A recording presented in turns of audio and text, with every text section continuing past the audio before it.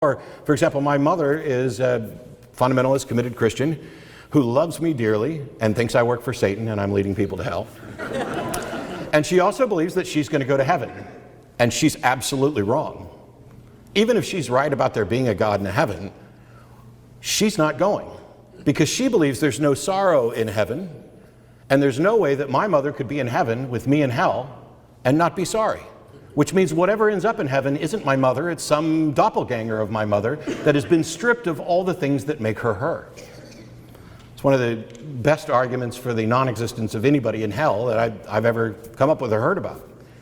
And similarly, when we talk about hell, if I'm annihilated, okay, fine. I can't do anything about that. By the way, I can't do anything seemingly about any of these options. I can't do anything to convince this God that perhaps he's an immoral thug, or perhaps his criteria for who gets to go to Happy Land and who doesn't might be wrong. I'm just supposed to take it as it is. Now, the biblical tradition, you will have the people who are arguing on behalf of eternal separation or annihilation saying, the Bible doesn't really say anything about hell. And they're kind of right. Most of the things that we think of when we think of hell, all the visions that come to your head. So as you see, even Matt Dillahunty admits that Christians in heaven will be looking down at the damned in the lake of fire and praising God for those in the lake of fire because God is just, God is holy.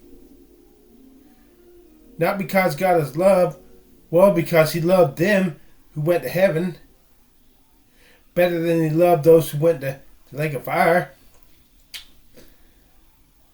I don't like that, but you know, I digress. The early church fathers said, those in heaven will look down upon those in the lake of fire who were once emperors, who were once mighty men, rich men, powerful men, great men, those who persecuted the Christians. And they will rejoice that God has done justice to these sinners. And they will rejoice with exceedingly joy to see those who were once great in life moaning and groaning, powerless, less than worms in the lake of fire.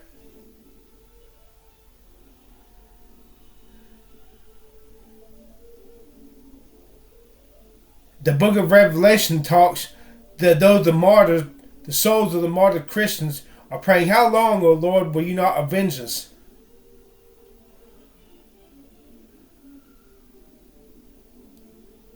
Which I find goes counter to Jesus' command, pray for them which persecute you. If God was truly love, they'd pray for, his children would pray for those mean persecutors until they were saved. Knowing that in heaven, they would be greater without having to send those but I digress.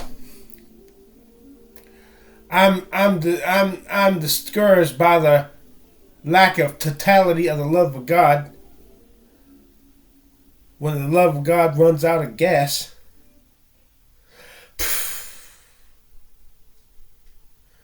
I can understand. Like that verse in Psalm, happy is he that taketh thy babies and dasheth them against the stone.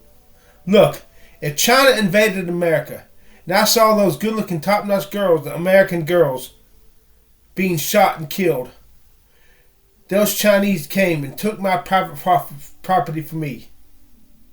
Maybe killed some of my friends and family members in front of my face. Well, I saw those good-looking American girls with their long arms being killed by those slant-eyed Chinese. Well, if reinforcements came and started killing the Chinese, killing their babies, I'd be singing and dancing in the streets to see those Chinese being killed. It's tribal survival, man. My tribe comes first. Then I want the world to be happy. Me, I come first. My family, my friends, my tribe, my private property, and then once I got my house in order, I want to clean the world and make the world a better place to live in. And not until, if I'm not happy, the world can be damned for I'll give a shit. I'm not happy, it don't matter. But yes, I can sympathize with these Christians wanting to sing and dance and gloat over the dam in the lake of fire. When people like Jimmy Snow and Matt Dillahunty call me drunk and retarded and ban me from calling the line because I made a good faith effort to present my point and they hated me so much. I look forward to the day when I can see Matt Dillahunty and Jimmy Snow squirming and burning in the lake of fire, and I'm the head and they're the tail. Right now, if I got in a fight with Matt Dillahunty or Jimmy Snow, would I get my ass kicked? But probably so, because I got a disability. I got a limp.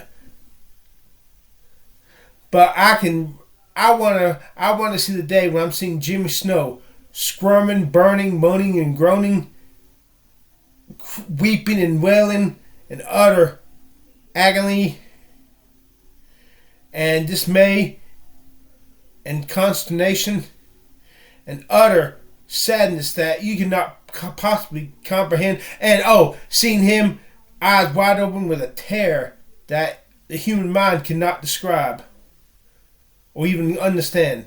I look forward to the day to see my enemies burning and squirming. The bouncers who don't let me into the bars in Greenville because I don't look young anymore. I look forward to the day to seeing them burn in the lake of fire. But let's get real. I don't want them to burn forever and ever and ever and ever and ever. But I do want them to burn for maybe like a million years. Matt Dillahunty and Jimmy Snow to burn for a million years. Those bouncers who don't let me into the bars, those girls who don't think I'm good looking, I want them to burn for maybe 1 trillion years. But then I wish they could be saved. And there is a way that could happen. Pastor Howard Storm, who had a near-death experience in 1985, July 1st, met Jesus, allegedly. He says that he preaches something that's neither eternal torment nor annihilationism, but a weird hybrid of the two. He says after burning, he said, the justice of God will demand that you burn forever and ever and ever with no end. But because God is love, God who desires all men to be saved, God with whom nothing is impossible. What he'll do is take those people in the lake of fire who should, according to the justice of God, burn forever and ever and ever and ever and ever. Because once you've stolen forever and ever and ever and ever and ever, and afterwards you will be a thief. So that's why he deserved to burn for finite crimes. Infinite punishment for finite crimes. Hey, the act you committed is an infinite act. It will last forever. If you steal something forever and ever after that, it will be true you stole. So you're a thief forever and ever and ever. But what God would do, according to Howard Storm, is take the people, this includes the devil and his angels. Take people like Matt Dillahunty who are burning and squirming. This includes the people that had committed an unpardoned sin. And because they will be their sins, they are eternal. What God will do is annihilate their spirits and bodies, and He will take the part of them that is consciousness, and He will wipe their consciousness clean, like you degauss a computer with a magnet, and totally render it new. Totally erase all the memories, all the socket connections, all your likes, dislikes, all your favorite whatever, and He will take you and He will gouge he will annihilate your spirit and your body, take your soul, which is your self-consciousness, and douse your self-consciousness, and he will create a new spirit, a new body, put your soul in his body, and you will be a new person. For example, Matt Dillahunty will be degoused, but his consciousness will be put in another entity that gets to be born or created, and this new consciousness, this new person will have absolutely no memory of being Matt Dillahunty. Will not like what Matt Dillahunty liked. Will not dislike what Matt Dillahunty disliked. Will not have one scintilla of the mannerisms Matt Dillahunty had. And thereby, Matt Dillahunty will be saved. But he will not be Matt Dillahunty. That's what I wish would happen. I didn't even want Matt Dillahunty or Jimmy Snow to burn forever in the lake of fire. But on the flip side, if Matt Dillahunty and Jimmy Snow will never change their mind about being snarky to me because they think they're better than me, then if they had to burn the lake of fire, I'd want them to burn the lake of fire until they changed their minds about me. And if they never changed their minds about me, I'd want them to burn forever and ever and ever and ever and ever. You see? I hate my enemies. I don't have the luxury. Jesus said, love thine enemies. That's easy for Jesus to do. When all his enemies, if they don't straighten up and get saved in the end, Jesus gets to have the pleasure of seeing them burn forever in the lake of fire. I don't have that luxury. A man steals my private property and he gets saved. God forgives him and he never has to make up the loss of my private property. Vengeance is mine, saith the Lord. God only takes vengeance because it's a sin against God, not because it's a sin against me.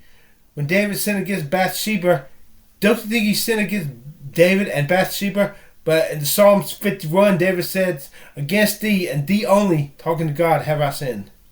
So God punished David, not because it was a sin against Uriah the Hittite or Bathsheba, but because it was a sin against God.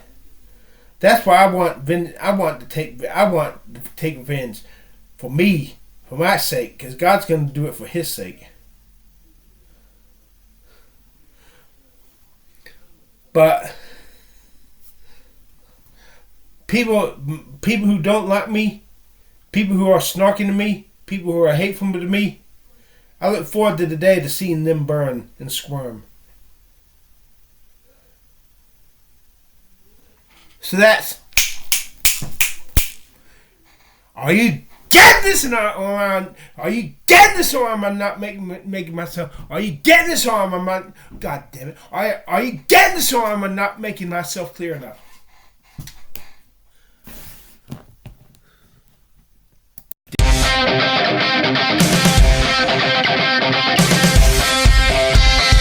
Baby, punch my face, punch my face. I'm a basket case. Baby, punch my face, punch my face. Broke my back so you would love me, but instead you